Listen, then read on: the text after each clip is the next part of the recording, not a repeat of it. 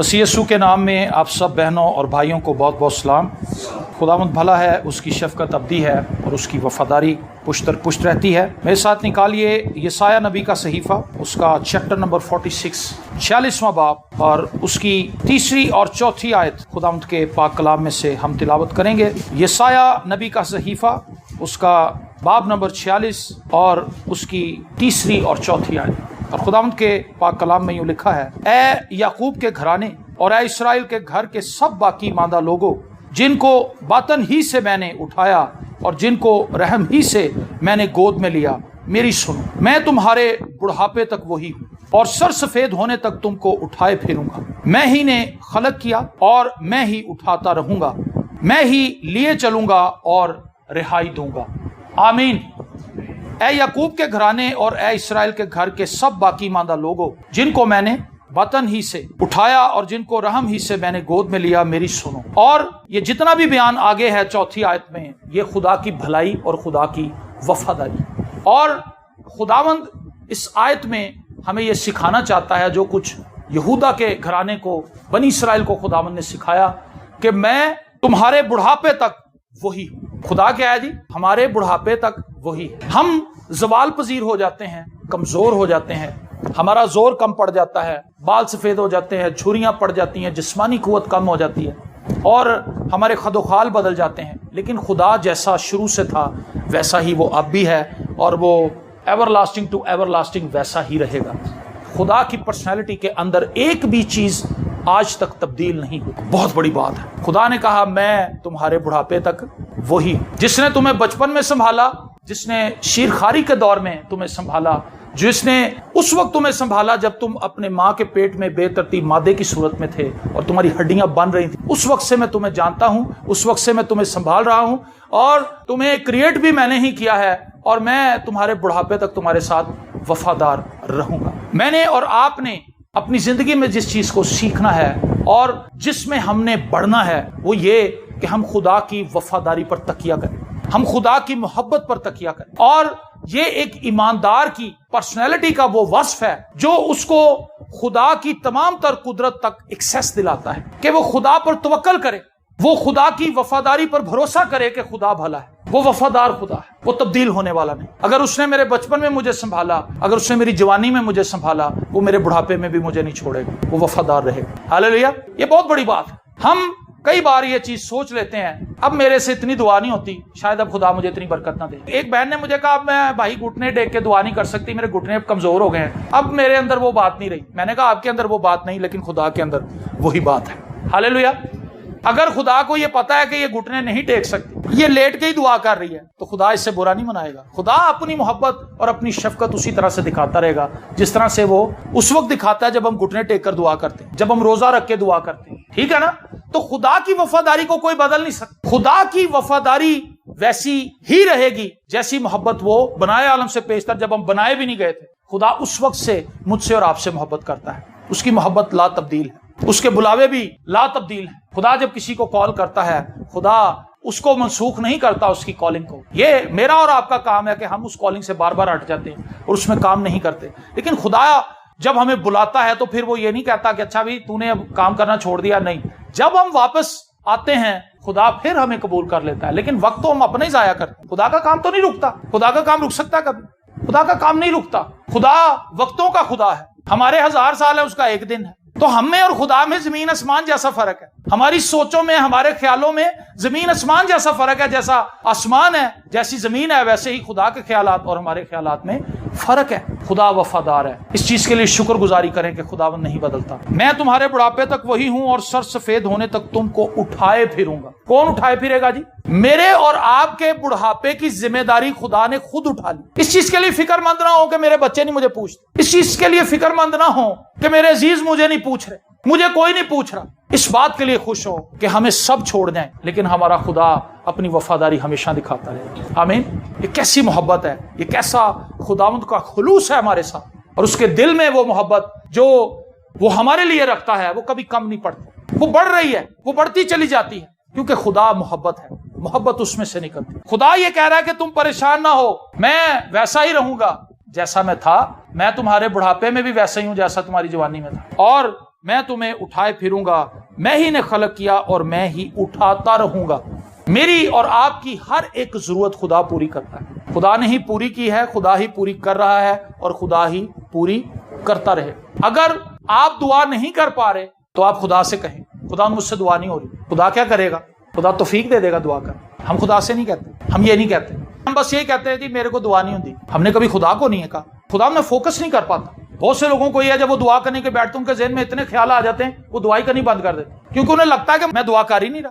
خداوند سے کہیں کہ خداوند میرا دھیان اپنی طرف لگ، اپنے چہرے کے نور کو مجھ پر چمکا، تھوڑی دیر اسٹے تو کریں۔ گاؤں دیہاتوں میں وہ پمپ لگے ہوتے تھے، ہینڈ پمپ، اس کو پہلے اس کے آگے ہاتھ رکھ کے اس کو 2-4 دفعہ دباتے تھے، پھر اس کے اندر پریشر بنتا تھا، پھر پانی نکلنا شروع ہو جاتا۔ اسی طرح سے ہم بھی جب دعا کے اندر ہمارے خیالات بکھرے ہوں، اور یہ موسٹلی اسی وقت ہوتا ہے جب ہم ایک لمبے عرصے سے دعا نہ کر رہے ہیں، خدا سے ملاقات کرنے کے لیے شیطان پورا ٹل لگا دے گا کہ آپ خدا تک نہ پہنچے، آپ خدا کی پریزنس کے اندر انٹر نہ ہوں، پوری کوشش کرے گا، ہر قسم کے ہتھ کنڈے وہ استعمال کرے۔ لیکن جب ہم خدا کی حضوری میں چلے جاتے ہیں، جب ہم خدا کی حضوری میں بیٹھ جاتے ہیں تو خداوند اپنی محبت کو ہم پر ظاہر کرتا ہے، وہ ہمیں اطمینان دیتا ہے۔ میں ہمیشہ یہ بات بتاتا ہوں کہ جب باکسنگ کا مقابلہ ہو رہا ہو اور سامنے والا باکسر تابڑ توڑ حملے کر رہا ہو اور وہ گھوسوں کی بارش کر رہا ہو اور اس وقت آنکھ بھی سوج جاتی ہے، دانت بھی ہل جاتے ہیں، برے حال ہو جاتے ہیں، اور پھر راؤنڈ ختم ہوتا ہے اور وہ جو پلیئر ہے تھکا ماندہ آ کے بیٹھتا ہے بینچ کے اوپر اور پیچھے سے کوچ آتا ہے۔ کوچ کیا کرتا ہے؟ گیلا ٹاول اس کے سر پہ رکھتا ہے، اس کے مسلز کو دباتا ہے، نرم کرتا ہے، اس کے کانوں میں کچھ کہتا ہے، شاباش شاباش، اگلا راؤنڈ تیرا ہی ہے۔ جب میں اور آپ دنیا کے معاملات میں ٹوٹل چت ہو کے بیٹھ جاتے ہیں، خدا کی حضوری میں آ جاتے ہیں، کچھ بھی نہیں ہوتا ہمارے پاس، جوڑ ہمارا ہل چکا ہوتا ہے، کوئی امید ہمارے پاس نہیں ہوتی، کوئی ہوپ ہمارے پاس نہیں ہوتی، اس وقت خدا کا پاک روح ہمیں انرجائز کرتا ہے، وہ ہمارا مددگار ہے، وہ بولنا شروع کرتا ہے، وہ کہتا بیٹا کوئی بات نہیں، میں تیرے ساتھ، میں حالات کو تیرے فیور میں کر دوں۔ جب ساؤل بھاگ رہا تھا، داؤد کو ڈھونڈتا پھر رہا تھا، وہ اس کو مارنا چاہتا تھا، اس وقت جب داؤد کو پتا تھا کہ میرے ساتھ والے جو لوگ ہیں بہت تھوڑے ہیں اور میرے پیچھے جو لوگ آئے ہیں وہ فوج کی فوج ہے، ان کے پاس اسلحہ بھی بہت زیادہ ہے، ہمارے پاس اسلحہ بھی نہیں، ہم ان کا مقابلہ نہیں کر سکتے۔ لیکن داؤد کو جاتی جولیت کا مقابلہ یاد تھا کہ میں نے جاتی جولیت کو فقط ایک پتھر سے مارا تھا۔ اس نے زبور 63 گایا، تڑکے میں تینوں ٹونڈا، یا رب میرے خدایا، راج میری جان جاوے، جے میں چربی گودا کھا۔ آمین۔ مشکل ترین حالات میں خداوند کے پاس آئیں، اور جب ہم خداوند کے پاس آئیں گے وہ ہمیں انرجائز کر دے گا، وہ ہمیں ایک نیا ویژن دے گا، وہ ہمیں ایک نیا خیال دے گا، وہ ہمیں ایک نئی سوچ دے گا، وہ ہمیں ایک نئی توانائی دے گا، وہ ہمیں تر و تازہ کر دے گا، وہ میری جان کو بحال کرتا ہے، وہ مجھے راحت کے چشموں کے پاس لے جاتا ہے۔ خدا کہتا ہے میں تجھے اٹھائے پھروں گا، میں تیرا خدا ہوں، میں نے تجھے خلق کیا ہے، میرے پاس آ میرے بیٹے اور مجھ پر ٹرسٹ کر، مجھ پر توکل کر۔ بیماری کی حالت میں، قرضے کی حالت میں اور لڑائی جھگڑے کی حالت میں، نااتفاقی کی حالت میں، جب گھر کے اندر سب کچھ اپسیٹنس کا شکار ہے، آپ خدا پر توکل کریں، خدا اس تتر بتر گھرانے کو دوبارہ سمیٹ سکتا ہے۔ خدا نے بنی اسرائیل سے کہا تھا تمام دنیا میں تم تتر بتر ہو جاؤ گے لیکن میں تمہیں واپس لے آؤں گا۔ آمین۔ آپ کا گھرانہ جتنی بھی مشکلات کا شکار ہے، توکل کریں خدا، ٹرسٹ کریں، اور جب آپ ٹرسٹ کریں گے خدا پر، خداوند بیلنس کر دے گا چیز۔ مشکلات ہماری زندگی میں بہت ہے، مشکلات آتی رہیں گی، لیکن ان تمام مشکلات میں خدا ہمیں سنبھالے گا، یہ اس کا وعدہ ہے، اس کی وفاداری بدلے گی نہیں۔ میں ہی لیے چلوں گا، خداوند میں تیرے ساتھ نہیں چل سکتا، تو مجھے اپنے ساتھ چلا۔ بچے کی واک اتنی نہیں ہوتی، یہ میرا بیٹا ہے میرے ساتھ بیٹھا ہوا ہے، میں اس کو پیدل چلاؤں گا، تھوڑی دیر کے بعد یہ تھک جائے گا۔ کیوں جی یعقوب صاحب؟ 10 منٹ 15 منٹ کے بعد یہ کہے گا پاپا میری ٹانگیں تھک گئی ہیں، اس ویلے میں نے چکاں گا۔ اسی طرح ایک وقت ایسا آتا ہے جب ہم تھک جاتے ہیں، ہماری دعاؤں کا جواب نہیں مل رہا، حالات ہمارے خلاف ہوتے ہیں، مشکلات، پریشانیاں، مصیبتیں ہماری زندگی کو گھیر لیتی ہیں، ہم تھک جاتے ہیں، ہم خدا سے کہتے ہیں خداوند میں نہیں چل سکتا، تو مینوں چلا، وہ ہمیں اٹھا لیتا ہے۔ ہاللیلویا۔ وہ تھکی ہوئی بھیڑ جو پیچھے رہ گئی، کہیں جھاڑیوں میں پھنس گئی، جو اپنا راستہ بھول گئی، اس کے پاس ایک ہی راستہ ہے اپنی زندگی کو بچانے کا، وہ چلاتی رہے، وہ چلاتی رہے، وہ شور مچاتی رہے کہ میری آواز میرے چرواہے تک پہنچے۔ اس نے بھیڑوں کو گنا، اس نے کہا میں تو 100 لے کے گیا تھا، یہ تو 99 ہے، ایک کہاں چلی گئی؟ اس نے 99 کو طویلے کے اندر بند کیا اور ایک بھیڑ کو ڈھونڈنے کے لیے نکل کھڑا ہوا، اور جب وہ اس کو مل گئی تو کلام میں لکھا ہے اس نے اس کو اپنے کندھوں میں اٹھا لیا، کیونکہ وہ زخمی بھیڑ۔ میں تجھے لیے چلوں گا، ہاللیلویا، میں ہی لیے چلوں گا اور رہائی دوں گا۔ میرے عزیزو، اس چیز کا فخر مت کیجئے کہ میں بہت دعا گو آدمی، اس چیز کا فخر مت کیجئے کہ میں بہت کلام پڑھتی ہوں، مجھے بہت کلام کا نالج ہے، یہ کچھ بھی نہیں ہے۔ فخر اس بات پر کریں کہ میرا اور آپ کا خدا وفادار ہے، وہ ہر حالت میں ہمیں دیتا ہے، وہ ہم سے محبت کرتا ہے، اور وہ چاہتا ہے کہ اس کے بیٹے اور بیٹیاں اس کے ساتھ چلیں، اس کے بیٹے اور بیٹیاں اس کے ساتھ چلیں، یہ اس کی خواہش ہے، ایک مہربان باپ کی طرح۔ آسمانی باپ بہت محبت کرتا ہے، جسمانی باپ بھی محبت کرتا ہے، کیونکہ اسی کی محبت کا ایک عکس زمین پر ہم دیکھتے ہیں۔ لیکن جسمانی باپ جھنجھلاتا ہے، غصے میں آ جاتا ہے، طیش میں آ جاتا ہے، وہ کئی بار اتنی محبت نہیں دکھا پاتا جتنی محبت اسے دکھانی چاہیے، لیکن میرا اور آپ کا آسمانی باپ ہمیشہ ہی شفقت دکھاتا ہے، محبت کرتا ہے۔ شرط یہ ہے کہ ہم اس کے پاس آئیں، اور جب ہم اس کے پاس آئیں گے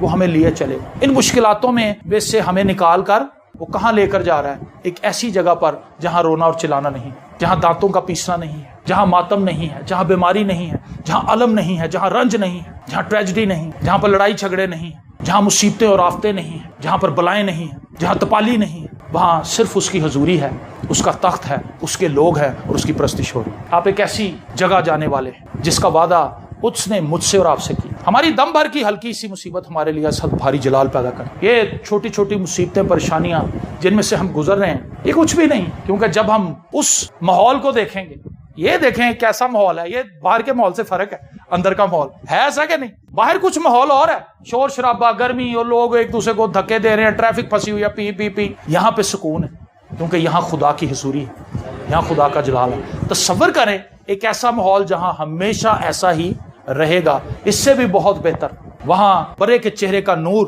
اس پوری جگہ کو منور کرے گا۔ آمین۔ خدا گارنٹی کیا دے رہا ہے کہ میں تمہارے بڑھاپے تک تمہارے ساتھ۔ کئی بار میں نے دیکھا کہ لوگ اپنے بچوں پر تکیہ کرتے، میں نے بہت سے لوگوں کو یہ کہتے سنا، بھاجی دعا کرو ساڈے کول بھی کوئی بیٹا ہوئے۔ میں کہو دینا کی ہوئے گا؟ کہندا جی میرا بازو بنے گا۔ تو میں کہا تہاڈے تے پہلے ہی 2 بازو نے۔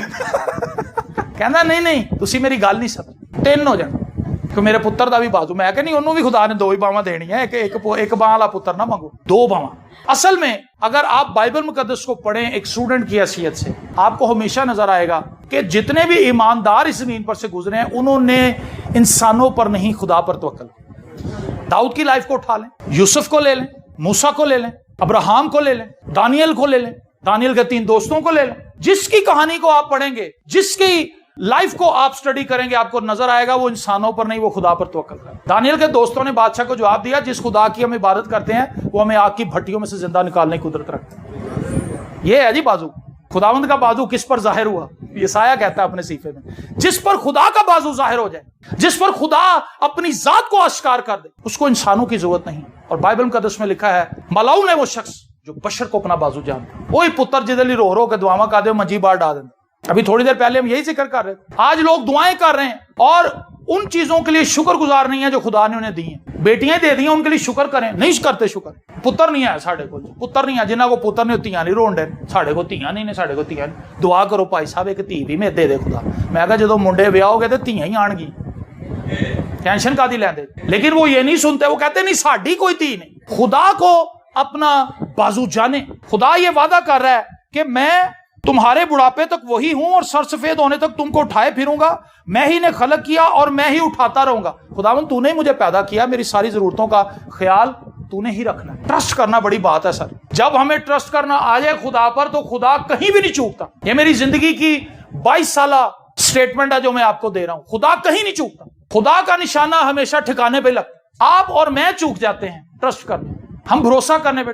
پادری شہباز الحق صاحب انہوں نے ایک بڑی خوبصورت گال یاد آ گئی ٹرسٹ دے حوالے۔ یہی دھرم پورے کی ہماری نہر، اس وقت یہ پل نہیں بنا تھا یہ سارا، تو وہ کہتے ہیں کہ جی میں اپنے بیٹے کے ساتھ، سنی کے ساتھ اور اپنی فیملی کے ساتھ وہاں پر بیٹھ کے، گرمی بڑی تھی، کولڈ ڈرنکس پی رہے تھے، کہتے اچانک میرا دل کیتا اگر نہر سے چھال مار بندیا۔ کہتا میں نے بوٹ وغیرہ اتارے، میں نہر میں اتر گیا، بڑا ٹھنڈا پانی تھا، سکون مل گیا مجھے۔